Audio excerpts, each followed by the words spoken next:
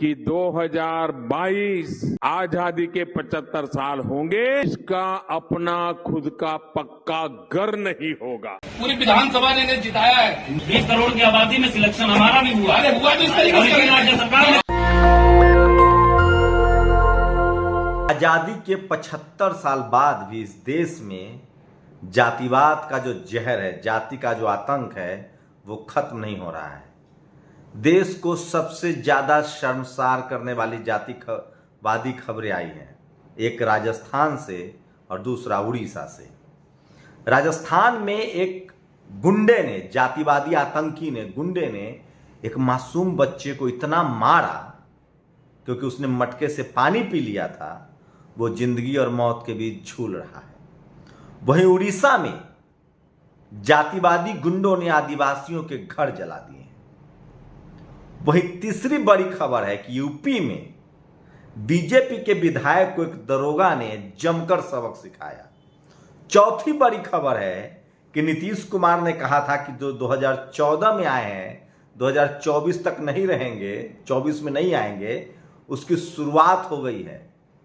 और 2 बीजेपी के विधायक और एक एलजेपी जो समर्थन करती है बीजेपी की, उसके सांसदों ने, माफ कीजिएगा, 3 सांसदों ने बीजेपी का और एलजेपी का दामन छोड़ दिया है। नमस्कार, मैं शंभू कुमार सिंह और आप देख रहे हैं नेशनल दस्तक।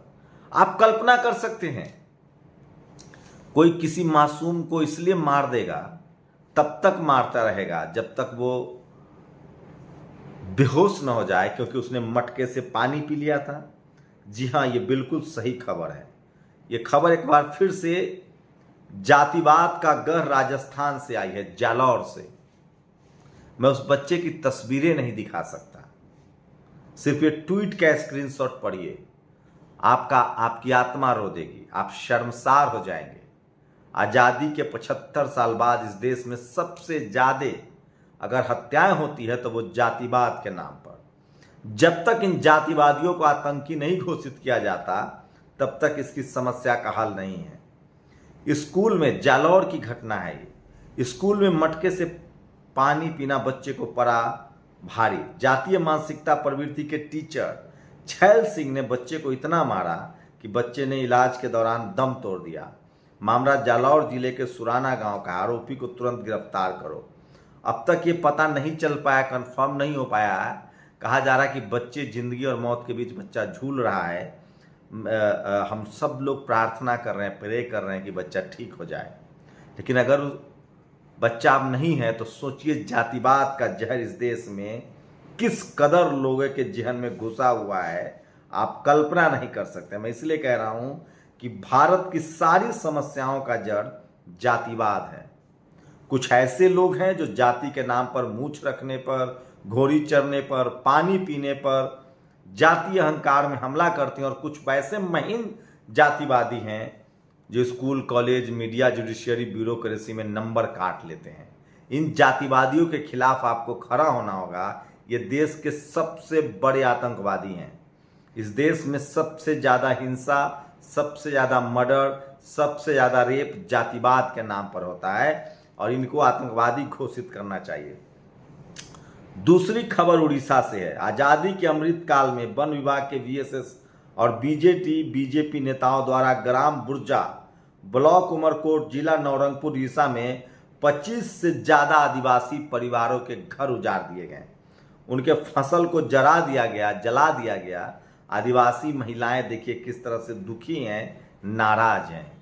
ये खबरें टीवी अखबार पर नहीं दिखाई जाएंगी क्योंकि वहां जातिवादी गुंडे बैठे हुए हैं जो नहीं चाहते हैं कि ये खबरें दिखाई जाए। अब दूसरी बड़ी खबर बीजेपी से है। सोचिए, नीतीश कुमार जी ने कहा था कि 2014 में जो आए हैं वो 2024 तक रहेंगे, इसकी गारंटी नहीं है, या 2024 में आ जाएंगे, इसकी गारंटी नहीं है। खगड़िया से एलजेपी के सांसद जो अब बीजेपी के समर्थक हैं, महबूब अली कैसर, वो आरजेडी ज्वाइन करने वाले हैं। वैशाली से बीना देवी और नवादा से चंदन सिंह, ये दोनों जेडीयू में जाने वाले हैं नीतीश कुमार के साथ।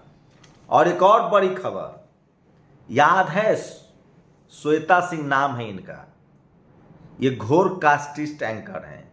ये 2000 के नोट में चिप ढूंढ लेती हैं। गाय इनके हिसाब से ऑक्सीजन देता है। ये इतनी जातिवादी एंकर है कि कह रही थी एक बार कि अगर अम्बेडकर होते तो आईपीएल में रिजर्वेशन लागू हो गया होता। इनको पता ही नहीं कि दक्षिण अफ्रीका के और जिम्बाब्वे के टीम में आरक्षण है। ये कह रही थी एक चाय पीते हुए कि लद्दाख में चीनी नहीं घुस सकता। और सोचिए, भारत के विदेश मंत्री, मैं नहीं कह रहा हूं, भारत के विदेश मंत्री का ये लेख अखबार में छपा है, LAC situation could turn dangerous. ये मैं नहीं कह रहा हूं। 16 दौर की बातचीत हो चुकी है, उसके बाद भी सीमा पर तनाव है। जब न कोई घुसा था, न कोई घुसा है और न कोई घुसेगा, तो बातचीत क्यों हो रही है? तनाव किस बात का है? तो सोचिए, वो वीडियो अभी मेरे नज़रों से कहीं चला ओझल हो गया। श्वेता सिंह ने कहा था ये एक नंबर की जातिवादी, ब्राह्मणवादी और मनुवादी एंकर है। ये कह रही थी, सर्टिफिकेट दे रही थी लद्दाख में जाके चाय पीते हुए कि इस चाय में चीनी नहीं है, मतलब लद्दाख में चीनी नहीं आ सकता है। अब ये जयशंकर साहब ने कहा है कि बहुत टेंस माहौल है, बहुत डेंजरस माहौल है और चैलेंजेज ऑफ वॉर। तो इस तरह के 16 राउंड्स की बातचीत हो चुकी है। ये अखबार की खबर है जो मैं आपको बता रहा हूं। और सोचिए कि हम लोग किस तरह से ऑथेंटिक खबरें आपके पास लाते हैं ताकि आपको वो सारी खबरें मिल सके।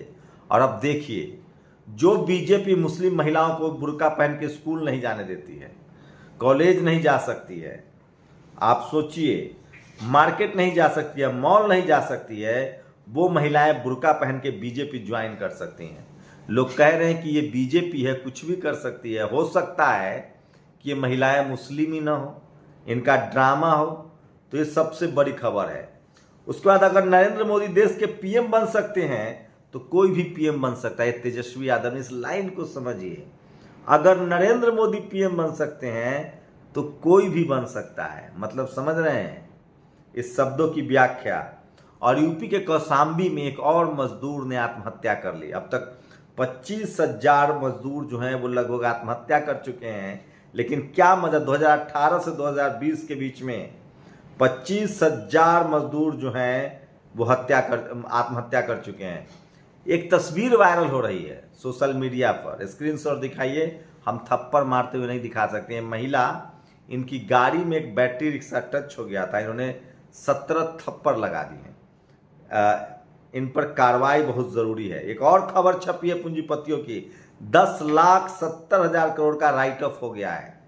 10,70,000 करोड़ माफ कर दिए गए हैं। अमन चोपड़ा नाम का एक मनुवादी एंकर कहता है कि यह खबर फर्जी है। और अब आते हैं मुद्दे पर। यह वीडियो जो आपने मोन्टाज में दिखा था, एक दरोगा जी ने क्या करारा जवाब दिया है।